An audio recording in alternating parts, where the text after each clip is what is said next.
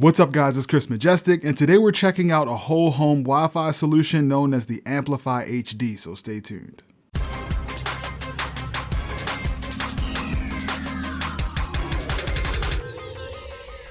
So over the past couple years, a bunch of wireless systems known as mesh wireless systems have been popping up all over the place. And Ubiquiti, which is a company that makes enterprise level wireless systems, has sent out their Amplifi HD system for me to give you guys my honest opinion on it. So if you're not familiar with mesh Wi-Fi systems, they usually come with a main router that you connect to your internet gateway and one or more satellite units that you spread out around your house to give you better wireless coverage. So the Amplifi HD system has a really nice unboxing experience. It comes with the main router, 2 plug-in satellite units, a USB Type-C power cord, an Ethernet cable, and a quick start guide. The router is basically a small white cube with a round full-color touchscreen on the front of it and a white LED around the bottom. The back has 4 gigabit Ethernet ports, a WAN port, USB port, and a USB Type-C port for the AC adapter. And the satellite units are also really simple. Each unit just plugs into the wall and has a large antenna that's actually magnetic, so it can easily be positioned or even pulled off completely in case someone bumps into it. And that antenna also has LEDs on the front to show you the status and signal strength. So not only does the Amplifi HD have a nice and simple design, but the setup process is also really easy. All you do is plug in the router, connect it to your internet gateway using the included Ethernet cable, then plug in the access points wherever you need them. So ideally, if your house has 3 floors, it might make sense to spread them out on each floor the farthest you can get them away from the router. So once you have everything connected, you download the Amplifi app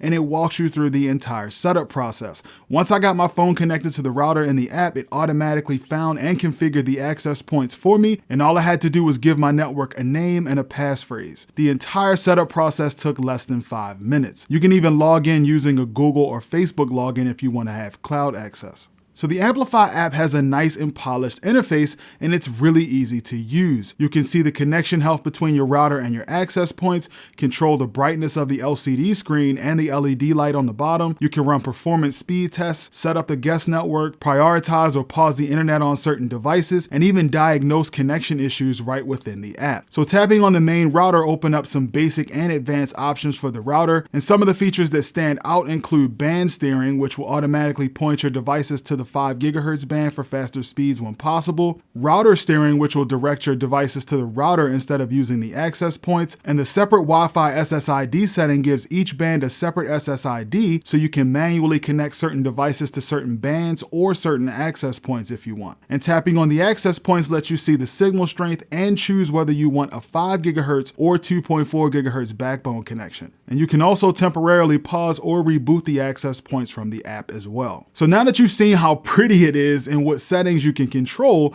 it's time to see how well it performs. Now I do have gigabit internet in my house, so we'll use this to see just how much bandwidth we can utilize with this system. So I'm going to be comparing the Amplifi HD to my existing TP-Link C5400 router that I've been using for the past 2 years. This is a great router with crazy speeds and good range, so it'll be interesting to see how well it compares. Now my house is about 3,400 square feet, and I positioned the Amplifi HD router in my kitchen, which is basically right in the middle of my house, and I put one mesh access point in the basement and the other one upstairs. Now before starting my tests on the Amplifi HD system, I did run some tests on my existing setup as a basis. So first I tested the internet speed standing about 10 feet away from my TP-Link router as a basis. And running the internet speed test, I was able to get about 300 megs down and 300 megs up, which is great. Then I switched over to the Amplifi HD, and the speed test was reading about 300 megs down and 250 megs up, which is also pretty good. Now I did run these speed tests several times using multiple servers, and the results were pretty much the same every time.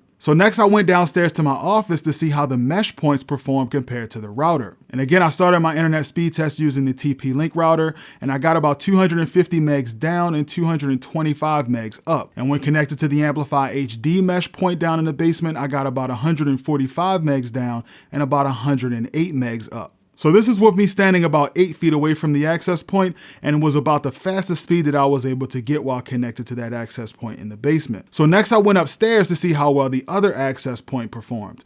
So it's positioned upstairs 1 floor away, which is about 50 feet away from the router. And first I ran another speed test using the TP-Link router, and I got about 200 megs down and 100 megs up. And on the Amplifi HD, I got about 130 megs down and about 100 megs up. So as you can see, the Amplifi HD does a pretty good job with wireless coverage and speed. Even when I was in a spot on my house that I usually have a low signal, I still got a really strong wireless signal with good connection speeds.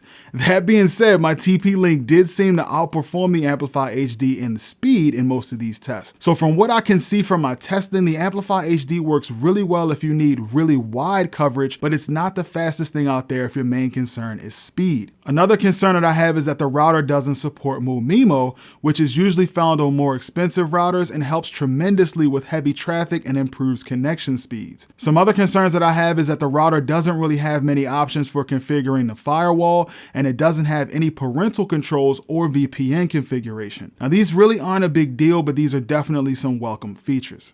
Alright guys, that's going to do it for this video. Hopefully you found it helpful. As always, if you did, go ahead and mash that like button for me. Don't forget to subscribe if you haven't already, and I'll see you guys in the next video.